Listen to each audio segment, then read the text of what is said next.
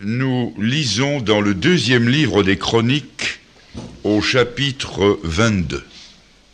Deuxième livre des Chroniques, chapitre 22, et à partir du verset 10.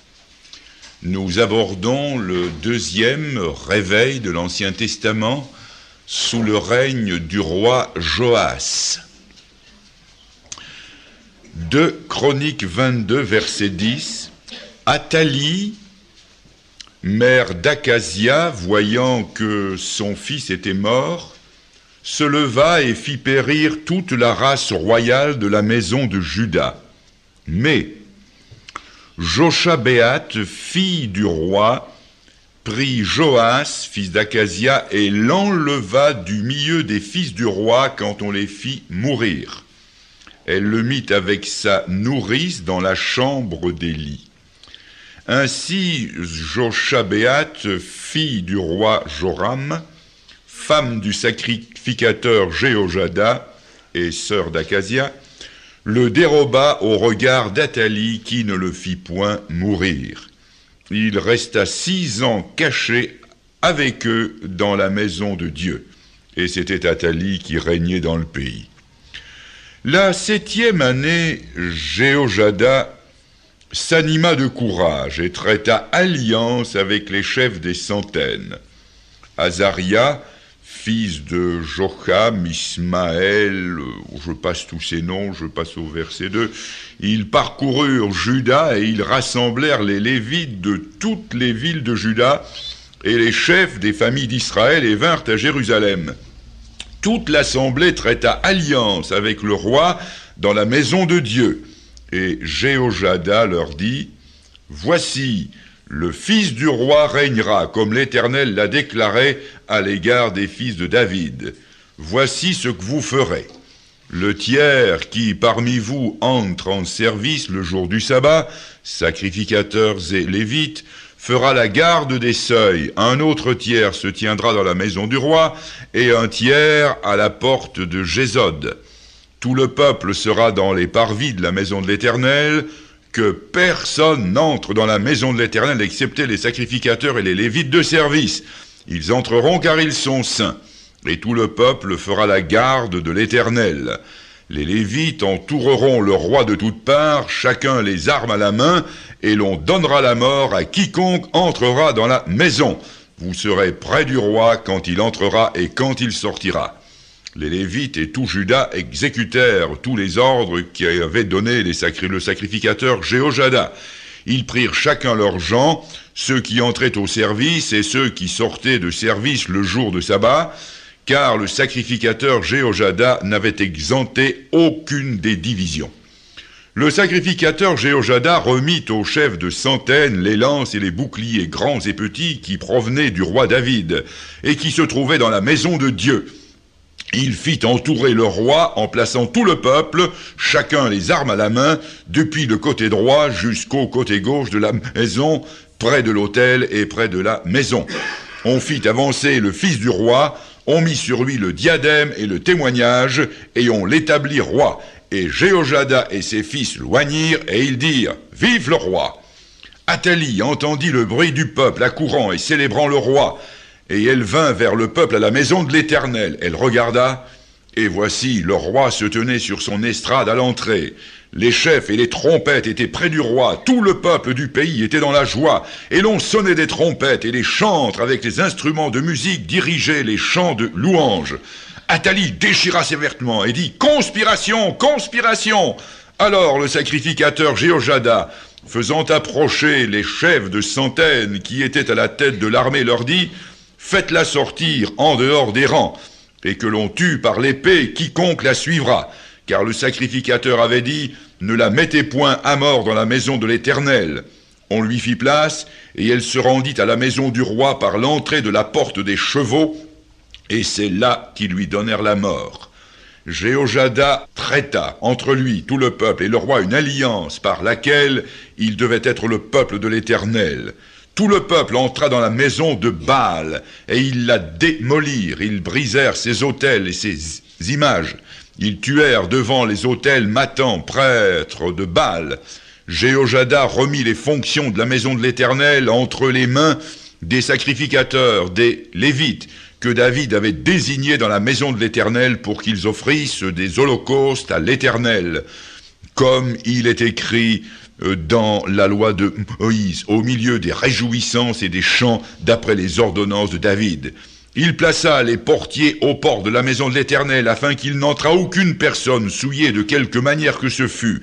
Il prit les chefs de centaines, les hommes considérés, ceux qui avaient autorité parmi le peuple et tout le peuple du pays, et il fit descendre le roi de la maison de l'Éternel. Ils entrèrent dans la maison du roi par la porte supérieure, et ils firent asseoir le roi sur le trône royal. Tout le peuple du pays se réjouissait, et la ville était tranquille. On avait fait mourir Athalie par l'épée. Et puis je saute au chapitre 24, et je lis les versets 15 et 16. Jéhojada mourut, âgé et rassasié de jours. Il avait à sa mort 130 ans. On l'enterra dans la ville de David avec les rois, parce qu'il avait fait du bien en Israël et à l'égard de Dieu et à l'égard de sa maison. Nous abordons ce matin le deuxième réveil sous le roi Josias. Et nous remarquons d'emblée que ce réveil est lié à un homme, le sacrificateur Jéhojada. Si ce n'est pas là une règle absolue, il nous faut quand même reconnaître que l'œuvre de Dieu et l'histoire des réveils sont souvent liés à un homme. Des noms se pressent à notre mémoire: Gédéon, Moïse, David, ou quelques-uns des noms cités dans la liste d'Hébreux 11, et plus près de nous, Hudson Taylor, John Wesley, François Coillard, Félix Neff ou Robert Halden à Genève. Et cela nous montre l'importance que Dieu attache à un homme, à ce qu'il peut être et à ce qu'il peut faire quand cet homme se laisse conduire par le Saint-Esprit de Dieu. Et il nous faut dire que tous les plans de Dieu passent par l'homme, en tout cas par l'homme Christ Jésus, comme l'appelle l'apôtre Paul. Laissez-moi maintenant vous brosser la toile de fond de ce réveil et vous présenter les principaux acteurs de cet épisode du peuple de Dieu.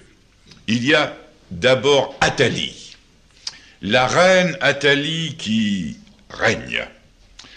Et si vous êtes quelque peu familiarisé avec les Écritures, vous saurez que la reine Athalie n'a rien de commun avec la reine Élisabeth d'Angleterre ou la reine Juliana de Hollande. Elle était la fille du sinistre Akab et de la sanguinaire Jézabel, la femme la plus terrible de toute la Bible. Et l'on peut dire telle mère, telle fille. Le bon roi Josaphat avait commis la grave erreur de marier son fils Joram à cette jeune fille impie. Et pendant le court règne de Joram, elle incita son mari à faire le mal. Et quand son mari mourut assez rapidement, elle continua à inciter son fils, qui était devenu roi, Akazia, elle continua à l'inciter à faire le mal. Cela nous est écrit au chapitre 22, au verset 3 et 4. Akazia marcha dans les voies de la maison d'Akab, car sa mère, Athalie, lui donnait des conseils impies. Il fit ce qui est mal aux yeux de l'Éternel, comme la maison d'Akab, où il eut après la mort de son père des conseillers pour sa perte. Athalie, c'était, pour le moins qu'on puisse dire, une femme de tête, d'influence. Toute son énergie était canalisée vers le mal, et elle venait en tête des mauvais conseillers de son fils. Elle en était le cerveau, elle avait le génie du mal. Cette femme ne reculait devant rien.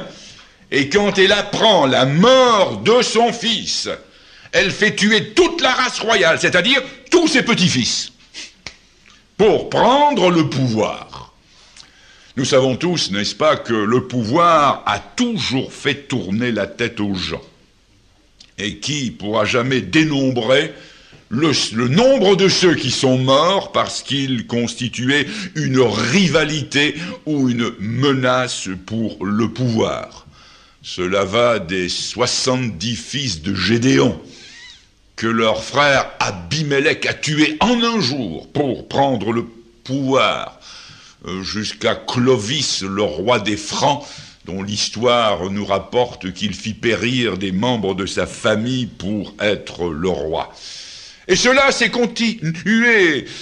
Est-ce que être le premier ne trottait pas dans la tête des disciples du Seigneur? Être le premier, tout au-dessus, c'est le péché du diable. Et là, ce n'est pas exempt du contexte chrétien.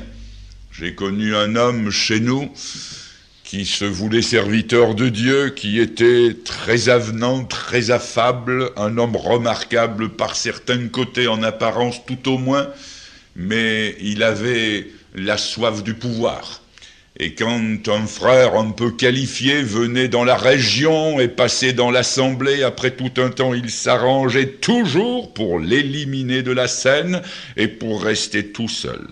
Ah, mes amis, le désir de paraître, l'ambition de gouverner, elle est aussi naturelle au cœur humain que la respiration l'est au poumon. L'homme aime manipuler le pouvoir. Je voudrais aussi faire remarquer que par Athalie et tout ce qu'elle fait, les promesses et les plans de Dieu sont dangereusement menacés. Parce que Satan savait, et c'est là une règle tout au long de la Bible, savait que le Messie, le Sauveur promis, devait venir par une ligne déterminée. Le Messie ne venait pas n'importe comment ni n'importe d'où. Dieu avait fixé une ligne. Et c'est ainsi que Abel, le premier enfant né dans ce monde, était de cette lignée, alors Caïn, qui était de Satan, a tué Abel. Mais Dieu, bien sûr, a pourvu à son remplacement. Puis Satan est arrivé à corrompre la terre, et quand la terre a été corrompue, Dieu a été acculé à la détruire par le déluge. Les plans de Dieu allaient tomber, comme on dit, à l'eau. Mais il y avait une famille, heureusement, et une arche, et la lignée pouvait se poursuivre. Ensuite, les précisions sont venues dans l'Écriture, et le Messie devait naître de la postérité de David. Et ici, en supprimant tous les enfants mâles de la postérité de David, la naissance du Messie était virtuellement compromise. Si bien que derrière Athalie, et derrière tous les crimes qui se sont faits contre la lignée de la foi, il nous faut y voir l'ombre sinistre du prince des ténèbres qui veut rendre impossible la venue du Sauveur. Comment expliquer que, outre les jugements prophétisés par le Seigneur, il y ait eu un tel acharnement à détruire le peuple juif? Comment expliquer ces 6 millions de morts pendant la dernière guerre sous le régime hitlérien? Comment expliquer que des pays voudraient maintenant rayer Israël de la carte du monde? Comment l'expliquer? Tout simplement parce que Satan sait très bien, et c'est le Seigneur Jésus qui a dit, le salut vient des Juifs. C'est par eux, par les Juifs, que les promesses de bénédiction mondiale faites à Abraham descendront sur cette terre. Et il ne faut pas chercher ailleurs. La raison de ce qu'un journaliste a un jour écrit concernant ce qui se passe au Moyen-Orient, c'est haine qui atteignent des sommets effroyables. Il y a derrière tout cela, je le répète, l'ombre sinistre du prince des ténèbres. Et pour la délivrance in extremis du descendant royal, Dieu se sert d'une princesse de second rang. qui n'est autre que la tante du bébé Joas. Cette princesse avait consenti à une mésalliance de rang en épousant le sacrificateur Jéhojada. Elle avait fait un mariage d'esprit, et je l'espère pour elle, un mariage de cœur. Elle avait sacrifié beaucoup à son prestige, pensez-vous, n'est-ce pas, frère et sœur du roi, une princesse royale. Elle avait sacrifié beaucoup à son prestige en épousant un simple sacrificateur. Mais c'était là une humilité de sa part que Dieu n'allait pas oublier, car Dieu n'oublie jamais, ni dans un sens ni dans l'autre. Et par elle, le Seigneur va préserver la lignée de la foi qui va conduire au Sauveur. Si bien que, à plus de 25 siècles de distance, nous qui sommes ici aujourd'hui, nous sommes, dans un sens, redevables au courage de cette femme. Et ce kidnapping, le mot est bien approprié, kidnapping, n'était pas chez elle ou chez son mari un exploit isolé, car il y avait des risques et des dangers continus. Pensez, n'est-ce pas, il recueille un bébé et il le garde pendant 6 ans. 6 ans, caché dans le temple. Or, ceux qui ont des enfants comprendront très bien ce que ça représente de garder un enfant caché pendant 6 ans. Il y a les cris, il y a les pleurs, il y a les désobéissances et les espiègleries. Et pendant 6 ans, il a fallu contenir tout cela. C'est-à-dire que leur consécration leur a fait courir des risques. Ça leur a coûté quelque chose. En fait, c'est leur vie qu'ils ont exposée pour l'enfant roi. Et cela rejoint ce texte de l'Apocalypse. Ils n'ont pas aimé leur vie jusqu'à craindre la mort. Et frères et sœurs, si Joas valait ce prix, combien plus l'enfant de Bethléem, qui lui n'est pas seulement un roi, il est le roi des rois. Voyons maintenant brièvement la tâche de ce beau couple, un couple qui n'est pas sans rappeler Priscille et Aquila du Nouveau Testament. Eh bien, leur tâche, c'était de sauver l'héritier, de rassembler les bonnes volontés, de galvaniser les énergies, de faire régner le roi, d'abattre l'usurpatrice et l'idolâtrie, et de rétablir la maison de l'Éternel dégradée et profanée par les idoles. Voilà leur tâche. Et ils pouvaient s'écrier comme l'apôtre Paul, « Qui est suffisant pour ces choses ?» Alors, que s'est-il passé? Eh bien, nous avons lu au verset 1 du chapitre 24 que Jéhojada s'anima de courage. Il en fallait du courage pour faire pièce à la dictature d'Athalie. Et frères et sœurs, il faut beaucoup d'animation et beaucoup de courage aujourd'hui pour secouer dans nos vies le joug du péché.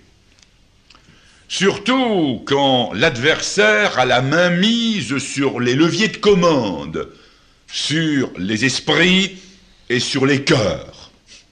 Et nous savons que notre ennemi a la main mise sur nous, sur notre chair, sur notre vie. Nous sommes nés dans le péché, nous sommes tous enclins au péché. Et le péché, il est comme Athalie. Heureusement, il est une autorité que nous avons le droit de contester. L'apôtre Paul va dire, vous n'êtes pas redevables au péché pour vivre selon la chair. C'est-à-dire que nous avons le droit de prier et de lutter contre tout ce qui voudrait nous asservir au péché. Oui, nous avons le droit de lutter contre le règne de la chair dans l'Église, le règne de ceux que l'on met en place d'autorité sans être passé par la conversion. Nous avons le droit de lutter contre le laisser-aller qui caractérise la fin des temps, le droit de lutter contre les fausses doctrines, les fausses pratiques qui s'infiltrent dans les cultes. Nous avons le droit de lutter contre les accommodements aux pires situations orales, le droit de lutter contre ces sauterelles qui sortent du puits de l'abîme, sauterelles de l'intrigue, de la calomnie, de l'orgueil, de la négligence, de la passivité, ou du je m'en foutisme. Frères et sœurs, l'esprit d'Athalie n'est pas mort. Et il n'est pas que dans le monde, il se retrouve maintenant aussi dans le peuple de Dieu. Alors, Jéhoïada s'arme de courage. Il n'accepte pas cette situation, il va lutter contre. Et il est marqué qu'il rétablit le souverain légitime. C'est le retour à la légalité. Et la légalité, frères et sœurs, ce n'est pas le légalisme. Il y a une différence. Il y a toujours une légalité qui s'attache à la grâce de Dieu. N'oublions pas que quand l'apôtre Paul écrit dans l'épître aux Romains ou dans toutes les autres épîtres la grande doctrine de la justification par la foi, il s'exprime toujours en termes de loi.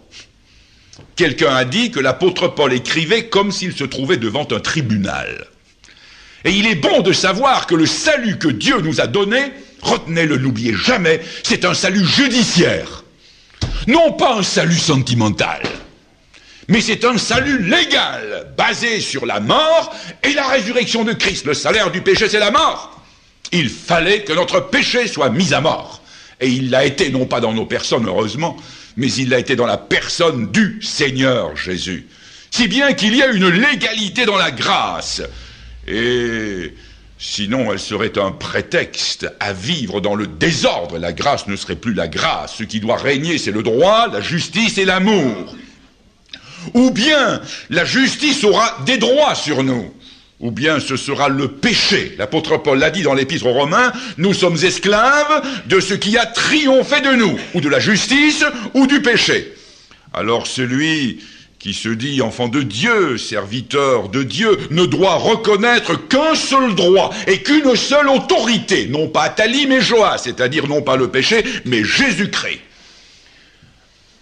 Jéhoïada, sa femme, et quelques autres indomptables n'ont pas accepté le joug illégal de l'usurpatrice.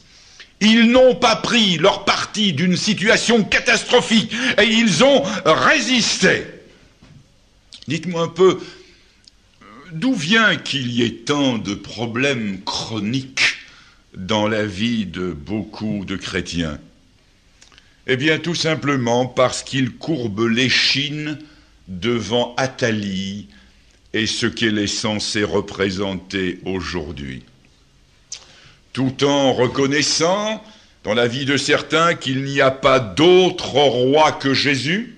Il est le roi des rois, et ils le disent et ils le proclament. Ils cèdent au diable des droits sur leur vie, et le diable, croyez-moi, se fait toujours payer en monnaie forte. Voyez-vous, ils proclament dans le cercle privé du culte que Christ est roi. Christ est le roi, mais leur langue et leurs plumes sont sur la place publique. C'est Athalie, c'est la calomnie. Et on n'oserait pas toujours dire ce qui s'est dit dans le cornet du téléphone. Mais Christ est roi, sauf dans le cornet du téléphone.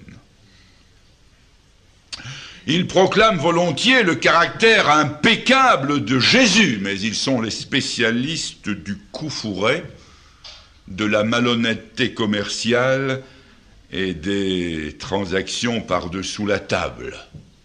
Autrement dit, ils rêvent de Joas et ils servent Athalie.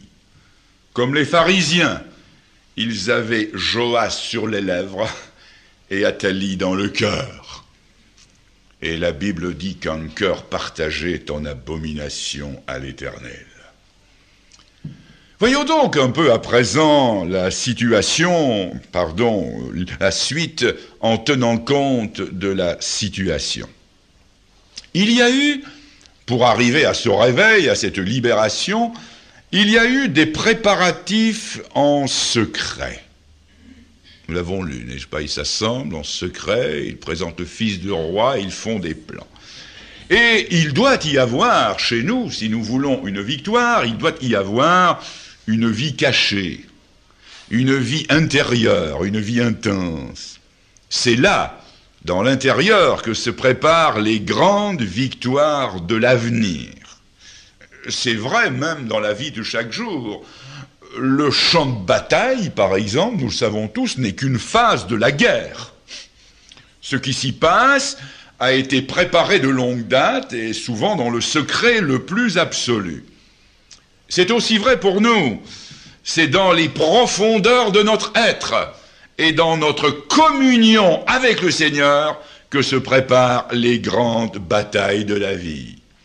Et celui qui n'aurait aucune vie intérieure n'aurait aucune chance de remporter les combats de la foi. Il faut une vie intime et intérieure, cachée. C'est la raison pour laquelle, et je le dis avec tristesse, il naît dans nos pays, dans nos milieux évangéliques, tant de groupes vocaux.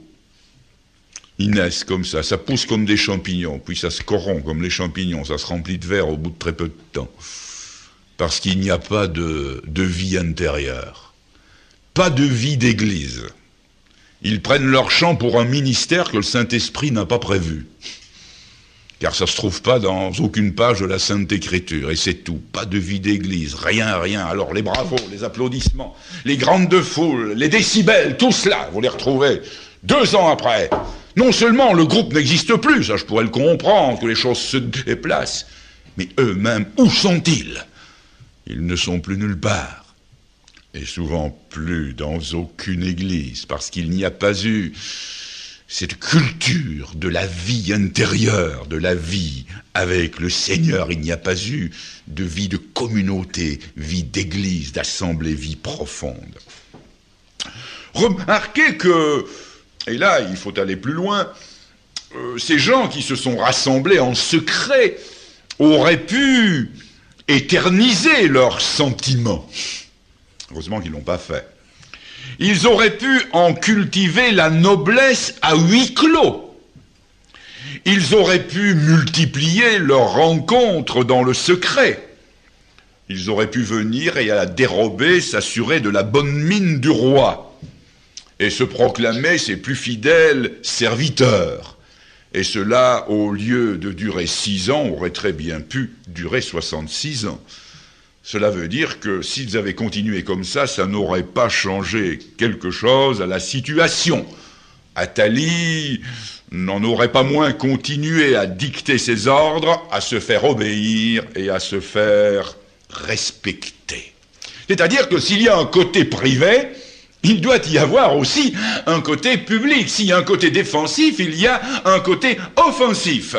Alors, je pose la question, quand le trône d'Athalie a-t-il tremblé? Quand? Non pas quand ils se sont réunis en privé seulement. Mais voyons maintenant, au verset 10 du chapitre 23, au verset 10, il est écrit, il fit entourer le roi en plaçant tout le peuple, chacun les armes à la main. Ils prennent les armes à la main. Au verset 11, on dit, on mit sur lui le diadème et le témoignage. Au verset 11, encore, ils ont crié, vive le roi! Et au verset 13, il est marqué, le roi se tenait sur son estrade à